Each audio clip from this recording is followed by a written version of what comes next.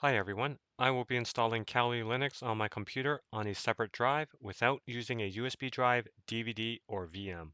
Installing it on another drive is great if you want to keep it separate from your main disk. As I'm installing it directly on my computer, I'll have full access to the hardware and no overhead compared to having it virtualized.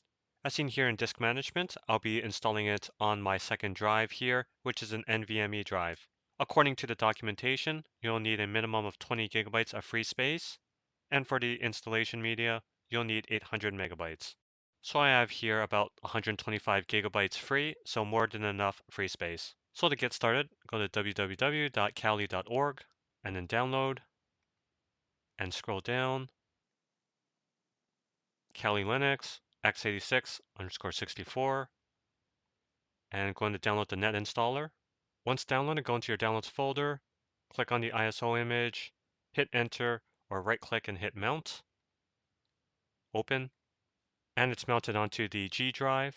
And then back in disk management, I'm going to select my second drive. I'm going to right click, shrink volume to make space for Kali Linux and for the installation media. And I'm going to use 50 gigabytes for Kali Linux and 800 megabytes for the installation media.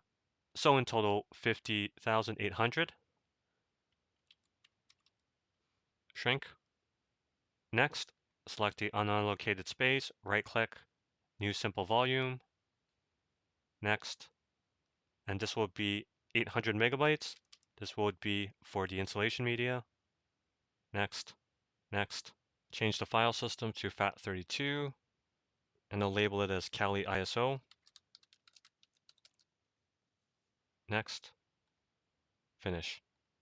Now I'm going to go back into the Explorer, and I'm going to copy everything from the G drive, go into my new partition, Kali ISO, and paste. All right, it's done, and now I'm going to reboot my computer and go into the BIOS. In the BIOS, ensure secure boot is disabled, and if you have fast boot, ensure it's disabled as well. And then I'm going to do a one-time boot into the Kali installation media. So my BIOS here, I can select it, and it's seen as UEFI OS, and this is my NVMe drive, and I can confirm that it's UEFI OS by going back into Windows, open up a command prompt as admin, type in bcdedit /enum space firmware, and can see at the bottom there, seen as partition F, which is the F drive, which was created, and then the description UEFI OS. So I'm going to boot into it, and the installer menu comes up, graphical install, and the language screen comes up, and then hit Control Alt plus F2, and then hit enter, and this will start the built-in shell. And what I'm going to do is mount the installation media. So first type in block ID, and this will show all your devices and the partitions. And the installer media, see there it's under dev NVMe 0N1P2, label as Kali ISO. So I'm going to mount that to the CD-ROM directory. So first going to create the CD-ROM directory, and then now I'm going to mount it.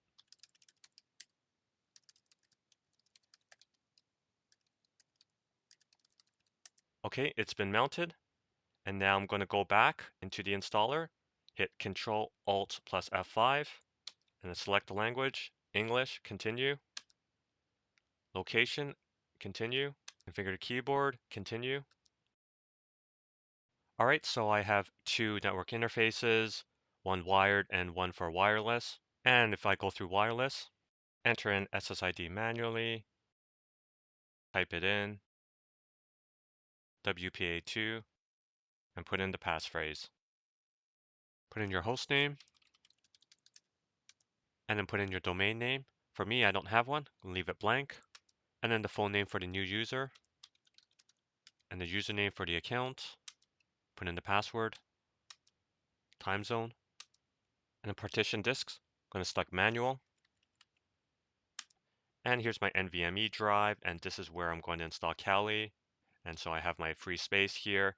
And to make it simple, I'm going to be creating 3 new partitions. The first new partition is the UEFI system partition, just for Kali. The second partition will be for swap, and the third partition will be for everything else. So 3 partitions, to keep it simple. Double click on a free space, create a new partition, and this will be 512 megabytes. Beginning, enter, and then it's going to be used as UEFI system partition, and then done setting up the partition, going back to free space, create a new partition, and this will be for my swap space. I have 12 gigs of RAM, so I'll put 12 gigs here. Beginning, use as, swap, done setting up the partition, and then go back to free space, create a new partition, and I'm going to use the remaining space, enter, and it's going to be for the mount point slash and ext4. Done setting up the partition. All right, so we see the three partitions, slash, swap, and the EFI system partition. And then scroll down and finish partitioning and write changes to disk. It's asking to confirm. Yes. Continue. Next, you'll see that it's at this screen, the Debian installer main menu and configure the package manager. And if you double click on it, you just get it again. And this is related to the /CD-ROM. So we'll just have to unmount it. So hit Control Alt plus F2, go back into the shell, and we're going to unmount it. And go back into the installer, Control Alt plus F5, double click. And here's the software selection screen. And so you can change if you want to change the desktop environment, for example, GNOME or KDE, and for the large collection of tools, or you could just keep it as the default and just hit continue. Okay, installation completed. So it's time to boot into your new system. Make sure to remove the installation media so that you can boot into the new system rather than restarting the installation. Now it may not boot into Kali and it may boot back into Windows. So what I'm going to do is hit continue and then it'll reboot and then go into the BIOS to confirm. All right, so in my boot options, first I have the Windows Boot Manager. Second, I have the UEFI OS on my NVMe drive. And then third is Kali. So I have to change it. So Kali is first. And then save changes and exit. All right, Grub comes up here and we see Kali. And then there's the Windows Boot Manager. So I'm going to go into Kali. Log in. All right, so I'm at the desktop and I'm going to run a few things. Wireshark, put in my password. Okay, Wireshark works as expected. Going to try Nmap. All right, and Nmap comes up and the help section is displayed. So everything is good. And now I'm going to go and reboot and go back into Windows. All right, Grub comes up and I'm going to select Windows. Log in. Next, I'm going to go into Disk Management. And we see Disk 1, my NVMe drive. And there's the three partitions that I had created, slash, swap, and the EFI partition. And the 800 megabyte partition with the installation media. It may seem that it's no longer needed and it can be deleted, but if you do, you'll likely run into a partition ordering issue, so it's best just to continue to keep it. Now, if you no longer need Kali Linux and you want to delete it, so you can just delete all the partitions. So delete, and then delete this partition, swap. And this partition, the EFI system partition, it's seen as grayed out. I'm not able to delete, so we'll have to do this in disk part. Open up a command prompt as administrator, and then go into disk part, and then list my disk.